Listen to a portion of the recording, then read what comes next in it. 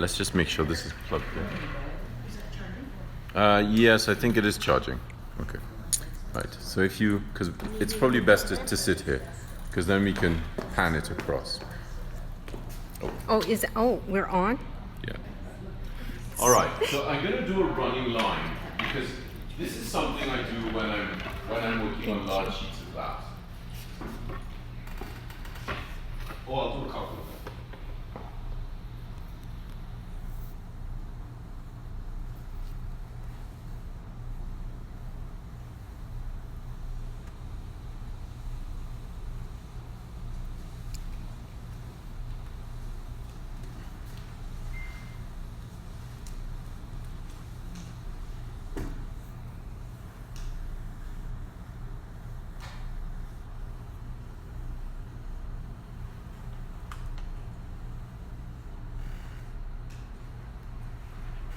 Okay, let's start.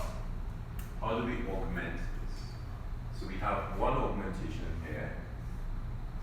So these are called appended flourishes. So I'm adding bits of flourishes to this. I will add a twist to here. And let's just thicken that up into a fishtail. And let's fishtail here and here. And here, and here, here, and there, and here,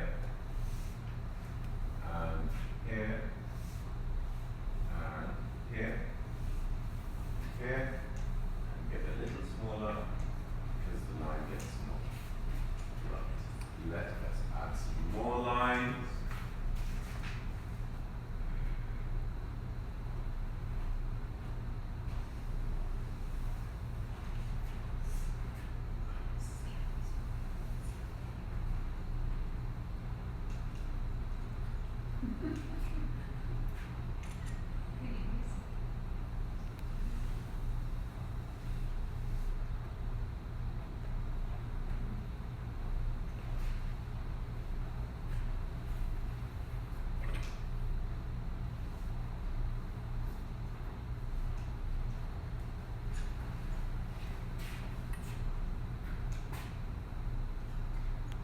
I love how crossing over lines really works. So I'm going to take it from here and go through there, and then I'm going to come back through. So you have a really nice complex set of geometries here. And that's sort of a running line. So the line is based essentially on the line of universal beauty loop. So we saw earlier on that the line of universal beauty loop does this, and if we do the mark, lift into trace, mark, trace, we can end up with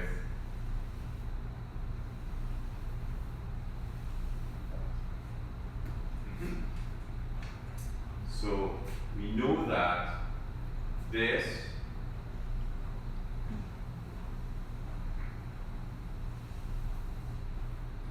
is the line of universal beauty loop. This is a line moving in the same direction. Because I've not changed direction. It's just moving. It's a little bit confusing because you're like, but you just went back on yourself. Now to change direction, you would have to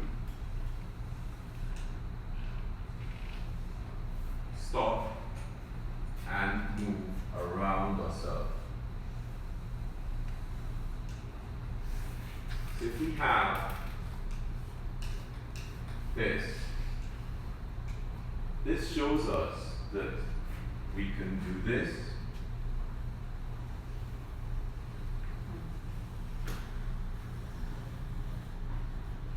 And so we can start here and do this. Now if we have this, we can go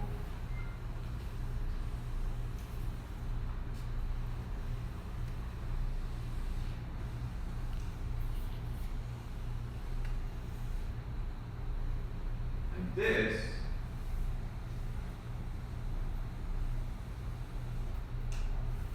is an ampersand, but it's essentially that. So we can go 1, 2, 3, 4, 5, 6, 7, 8.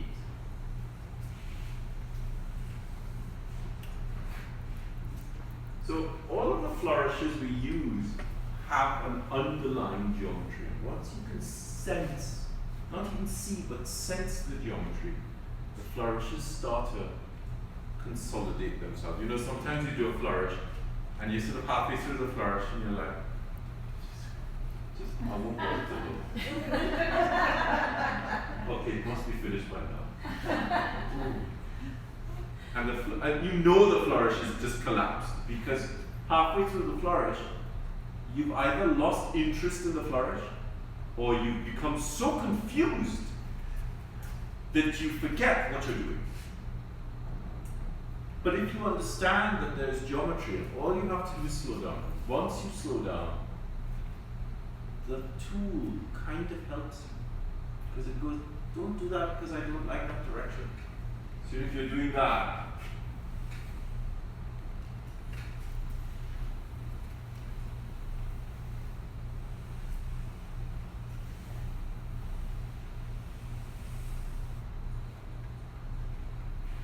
so that is a letter T. But you only see a flourish.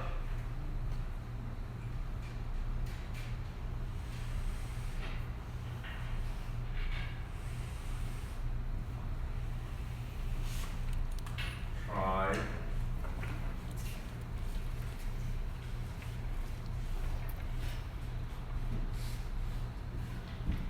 Try harder. All right, so we're going to take this off. So what are we going to do up here? Let me hear. Well, We have some phrases. Oh my gosh. Creativity takes courage. Yeah.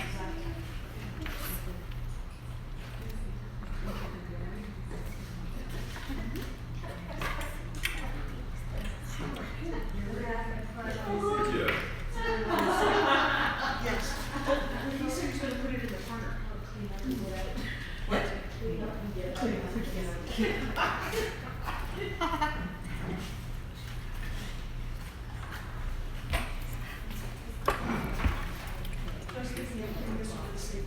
Oh no, that's okay. Sure. Yeah. Just a little bit easier.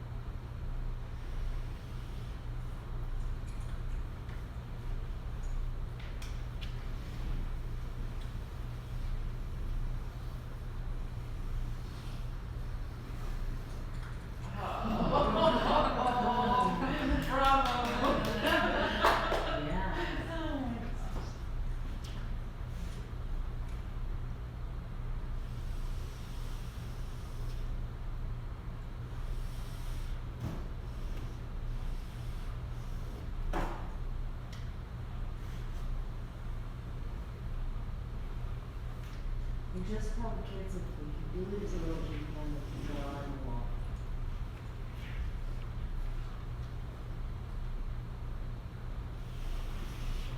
Hello?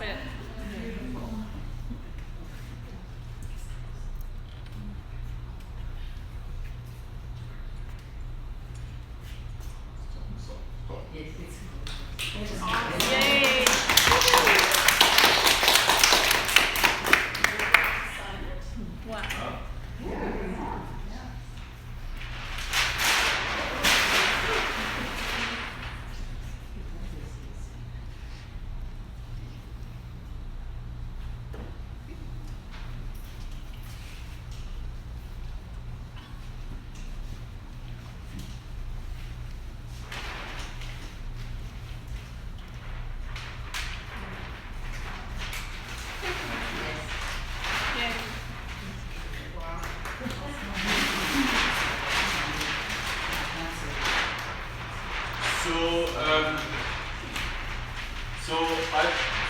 I used some of the principles that we looked at with this line. I think it's always one thing to do something. It's really important to also explain how it's done. So you can see some of the movements. You have that line movement, so you move without the top bit. And I'm sure you noticed when I did the C's and the T's and E's, I did this, and I went back up to the top to get to the point where I could do the downstroke. And so I didn't just randomly place the stroke. I used rhythm to help me figure out where the next stroke would be in. You can feel it moving. And it's really important that you have this sense of movement through the work. And every now and then I try to do something a little bit angular to break the movement up a little bit so that you sort of, it stopped you so that you, and overlapping this is a very difficult overlap because ideally it should only be one black line, but I put two because I wanted you to stop here because you have to climb up a hill. And so I thought, I'll give them a pause here so they have to concentrate on this double line because it'll mess with their vision. And then they sort of go, oh look, something's fallen on the floor. So it's, how do you get the lines to work? And of course these black lines are just, if you pitch your eyes out of focus, those of you who have on glasses, take the glasses off. So you see a very different thing when your eyes are pitched out of focus. You see the dancing black lines. And they're just supporting, they're supported by the red lines. Whereas when your glasses are on, it looks like the red lines are supported by the black lines. So I found, when I was studying art, I found pitching my eyes out of focus really helped to give me a different perspective on what was happening. And it looks like a wheat field. You can see the stalks of the wheat blowing in the wind, and a field mouse peeing on the ground. So thank you very much for your time. Thank you so much for coming today. Thank you for allowing us to have this beautiful space, and thank you for letting me play on your wall. Thank you for playing on my wall.